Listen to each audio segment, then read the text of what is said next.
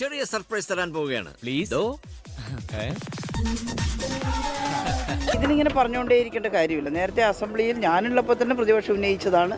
വളരെ വ്യക്തമായിട്ട് എന്താ സംഭവിച്ചത് മറുപടി പറഞ്ഞതാണ്. എനിക്കറിയില്ല, എനിക്കൊന്നും പറയാൻ അതിനെപ്പറ്റി. അത് ഗവൺമെൻറ് അതിനുള്ള മറുപടി പറയുമല്ലോ. CAG റിപ്പോർട്ടിൻ്റെ വന്ന കാര്യങ്ങൾക്ക് മറുപടി പറയുന്നതിൽ ഒരു രീതിയുണ്ട്. അത് ഏത് ഗവൺമെൻറ് ആയാലും. അതിപ്പോൾ ഞാൻ പറയേണ്ട കാര്യമല്ല. ശൈലജ അല്പം മുമ്പ് പാലക്കാട്ട് സംസാരിച്ചതാണ് നാം കേട്ടത്. ഒന്നും ഓർമ്മയില്ല, എല്ലാം സർക്കാർ പറയും, പറയേണ്ടതെല്ലാം മുമ്പേ പറഞ്ഞിട്ടുള്ളതാണ്. കോവിഡ് കാലത്ത് മരണസംഖ്യ മറച്ചുവെച്ചും ഇല്ലാത്ത കഥകൾ പ്രചരിപ്പിച്ചുമൊക്കെ PR വർക്ക് നന്നായിട്ട് മുന്നോട്ട് പോയപ്പോൾ അതിൻ്റെ എല്ലാം ക്രെഡിറ്റ് ഏറ്റെടുത്തിരുന്ന ആളുകൾക്കിപ്പോൾ ഓർമ്മശക്തി നഷ്ടപ്പെടുന്നത് എന്തുകൊണ്ടാണ്? എല്ലാം സർക്കാർ പറയും എന്ന് പറഞ്ഞൊഴിയുന്നത് എന്തുകൊണ്ടാണ്?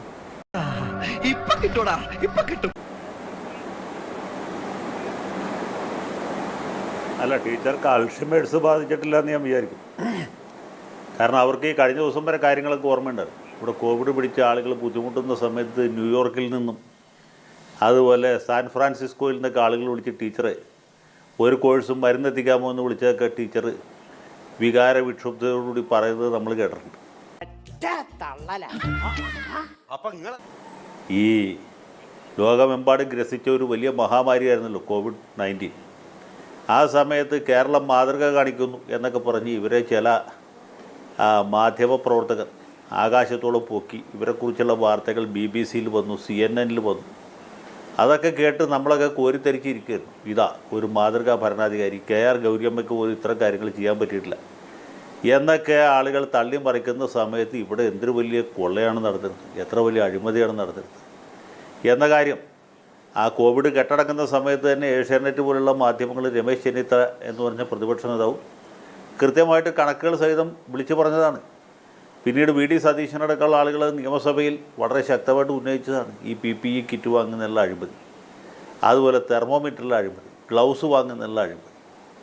എത്രയധികം രൂപയുടെ തട്ടിപ്പാണ് നടന്നിട്ടുള്ളത്. ഈ പുര കത്തുമ്പോൾ വാഴ വെട്ടുക എന്ന് പറഞ്ഞൊരു ശൈലിയുണ്ട് ഞങ്ങളുടെ നാട്ടിൽ. പുരക്ക് തീ പിടിക്കുന്ന സമയം നോക്കിയിട്ട് വാഴ വെട്ടുന്ന പരിപാടിയാണ് ഈ ടീച്ചറും സംഘവും കൂടി ഇവിടെ നടത്തിയത്. സത്യത്തിൽ ടീച്ചർക്ക് ഇതിൽ എന്തെങ്കിലും പങ്കിടുന്ന വിചാരിക്കുന്നില്ല. അവർക്ക് മന്ത്രിസഭാ യോഗത്തിൽ പോയിരിക്കുകയും ചായ കുടിക്കുകയും അണ്ടിപ്പരിപ്പ് കഴിക്കുകയും ചെയ്യുന്ന ജോലി മാത്രം ഉണ്ടായിരുന്നു. കാര്യങ്ങളൊക്കെ നയിക്കുകയും നിയന്ത്രിക്കുകയും ചേർന്ന മുഖ്യനും പുള്ളിയുടെ ചില കീഴ് സിൽബന്ധികളും ചേർന്നു. ഈ തട്ടിപ്പ് നടത്തിയതും അതിൻ്റെ ലാഭം എടുത്തതും അവരാണ്, കാരണഭൂതനും സംഘവും. ടീച്ചർ പാവം ഇതിൻ്റെ മുൻപന്തിയിൽ നിന്നുപോയി എന്ന് മാത്രവും. അവർ നിപ്പയെ തടഞ്ഞു, കോവിഡിനെ തടഞ്ഞു, അന്താരാഷ്ട്ര തലത്തിൽ പ്രസിദ്ധി കിട്ടി. അവരുടെ ജീവചരിത്രം ഇംഗ്ലീഷിൽ പുറത്തിറങ്ങി, പിന്നെ അതിൻ്റെ മലയാള പരിഭാഷ വരാൻ പോവുകയാണ്. അപ്പോൾ ഇങ്ങനെയൊക്കെ ഉള്ള ഈ PR വർക്കാണ് അതിൻ്റെ അകത്ത് ആകെ പുള്ളിക്കാരി ചെയ്തത്. പിന്നെ അതിൻ്റെ ഒരു പ്രത്യുപകാരമായിട്ട് റമോൺ മഗ്സാസെ അവാർഡ് കമ്മിറ്റി അവരെ തിരഞ്ഞെടുക്കാൻ ആലോചിച്ചു. അപ്പോഴത്തേക്കും കാരണഭൂതനും മരുമോനും കൂടി അത് മുടക്കി. ഇതൊക്കെ നമുക്ക് അറിയാവുന്ന കാര്യങ്ങളാണ്. അപ്പോൾ ടീച്ചർ എന്നേക്കാൾ കൂടുതൽ ഷൈൻ ചെയ്യേണ്ടെന്ന് വിചാരിച്ച് അവർ ഇത്തവണ മന്ത്രിസഭയിൽ നിന്ന് ഒഴിവാക്കി. കൈയിട്ട് വാരിയത് വേറെ ആളുകളാണ്, എനിക്കറിയില്ല, സർക്കാർ പറയട്ടെ എന്നാണ് അവർ പറഞ്ഞതിൻ്റെ ആന്തരാർത്ഥം. അതിൽ കൂടുതൽ അവർക്ക് പറയാൻ പറ്റില്ല, പാർട്ടി അച്ചടക്കം ഉള്ളതുകൊണ്ട്. ഇപ്പോൾ നാളെ തൊട്ട് CPM-കാർ പറയും CAG-ക്ക് കണക്കറിയാൻ പാടില്ല. അന്നത്തെ ഒരു സവിശേഷ സാഹചര്യത്തിൽ മനുഷ്യർ മരിക്കാതിരിക്കാൻ വേണ്ടിയിട്ട് ഇങ്ങനെ ചില ത്യാഗങ്ങൾ നമുക്ക് സർക്കാരിന് ചെയ്യേണ്ടതായിട്ട് വന്നു എന്ന് പറയും. അത് ഗോവിന്ദ മാഷ് ആദ്യം പറയും, പിന്നെ ബാക്കി സഹായകന്മാരൊക്കെ ഏറ്റ് പറയും, ബാലനടക്കമുള്ള ആളുകൾ അത് പറഞ്ഞ് നമ്മളൊക്കെ വീട്ടികളാക്കും. അതിൻ്റെ അപ്പുറത്തൊന്നും സംഭവിക്കാൻ പോകുന്നില്ല. താത്വികമായ ഒരു അവലോകനമാണ് ഞാൻ ഉദ്ദേശിക്കുന്നത്. ഇതിൻ്റെ പുറകിൽ വലിയ അഴിമതിയുണ്ട്, വലിയ കൊള്ള നടന്നിട്ടുണ്ട് എന്ന കാര്യം സകല ആളുകൾക്കും അറിയാം. സർവൈലൻസ് സിസ്റ്റം പാടെ തകർന്നു എന്നാണ്. അതുകൊണ്ടാണ് നിപ്പ കണ്ടുപിടിക്കുന്ന പ്രൈവറ്റ് ആശുപത്രിയായി മാറുന്നത്. പലതും പത്രത്തിൽ വന്നിട്ടാണ് മന്ത്രിമാർ അറിയുന്നത്. ഇങ്ങനെ സിസ്റ്റം അല്ലായിരുന്നു കേരളത്തിൽ.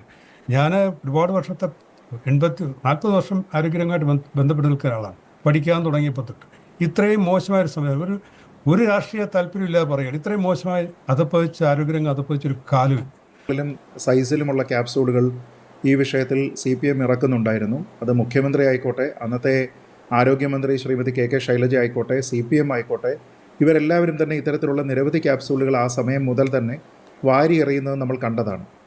അതിലെ ഏറ്റവും പ്രധാനപ്പെട്ട ക്യാപ്സൂൾ എന്ന് പറയുന്നത് നല്ല ചുവന്ന ക്യാപ്സൂൾ അസാധാരണ സാഹചര്യത്തിലെ അസാധാരണ നടപടി എന്ന നിലയ്ക്കായിരുന്നു.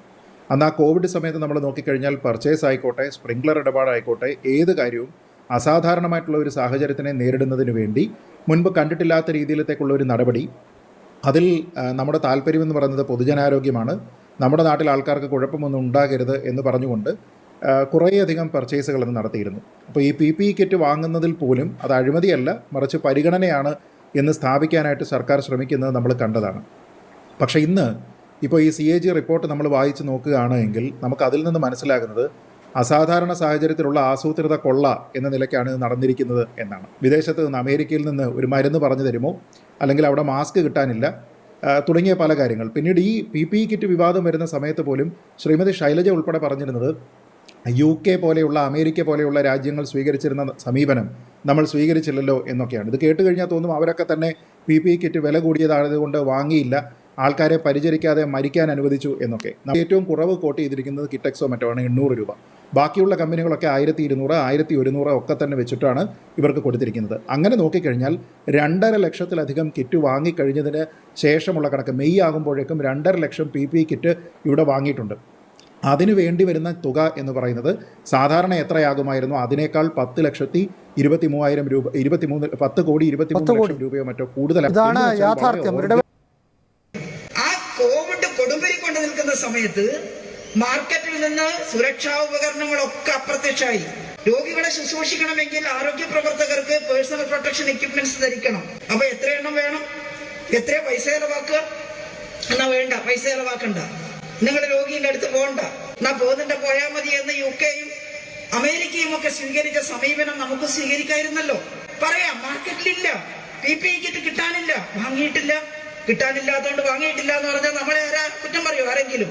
പക്ഷേ അന്വേഷിച്ച് നോക്കുമ്പോൾ PPE കിറ്റ് കിട്ടാനുണ്ട്. പക്ഷേ 1500 രൂപ കൊടുക്കണം ഒരു സെറ്റിന്. ഞാൻ മുഖ്യമന്ത്രിയുടെ അടുത്ത് ചോദിച്ചു, ഞാൻ സന്തോഷം എല്ലാം കൂടി ആലോചിച്ചു. അപ്പൊ ചോദിച്ചു എന്താ ചെയ്യുക, 1500 വെച്ചിട്ട് തരാനൊരു കമ്പനി ഉണ്ട്. അപ്പൊ മുഖ്യമന്ത്രി പറഞ്ഞ പൈസയൊന്നും നോക്കണ്ട, ഇവിടെ മനുഷ്യന്റെ ജീവനല്ലേ വില. ഇപ്പൊ നമ്മൾ അതൊന്നും നോക്കണ്ട, ഒരു ഡിസാസ്റ്ററിൽ പർച്ചേസ് റൂള് വേവ് ചെയ്തുകൊണ്ട് വാങ്ങാനുള്ള സ്വാതന്ത്ര്യമുണ്ട്. കിട്ടാവുന്നിടത്തുനിന്ന് കുറച്ച് PPE കിറ്റ് വലിയ വില കൊടുത്തിട്ട് വാങ്ങി. കുറച്ച് കഴിഞ്ഞപ്പോൾ ധാരാളം മറ്റ് രാജ്യങ്ങളിലും എല്ലാം നിന്ന് ഉണ്ടാക്കാൻ തുടങ്ങിയപ്പോൾ മാർക്കറ്റിലേക്ക് സാധനം വരാൻ തുടങ്ങി. അപ്പൊ വില കുറഞ്ഞു. അപ്പൊ 1500 വാങ്ങിയ സാധനം നമുക്ക് 500 രൂപക്ക് കിട്ടി.